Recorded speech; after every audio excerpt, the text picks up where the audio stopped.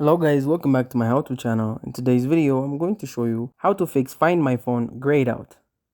So now, this can happen for a couple of different reasons. The first reason why something like this could end up happening is because you have some sort of restriction set up inside of your phone. So the first thing I would recommend doing is going set up your particular phone setting like this, scrolling down until you find the screen time option, which is right here. So scroll into screen time and then you want to go down into content, and privacy restrictions, which is right here, and you want to go down into allowed applications. So there should be a little option right here that says allowed applications, and all you want to do is you want to make sure the find my application is enabled, or you can just go through and just completely turn this thing off. So you can just turn off content and privacy restrictions, and that will go through and pretty much fix this issue as well.